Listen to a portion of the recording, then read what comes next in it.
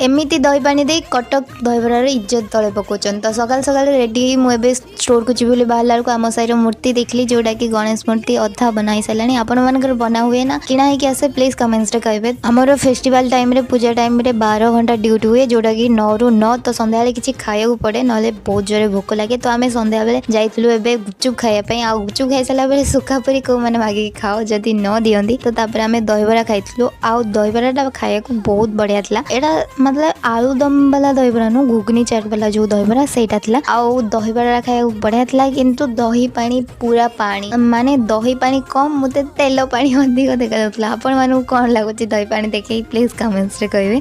आ दही पानी ता मु टिके पीले मते भल लागिला तापर आ पीलेनी।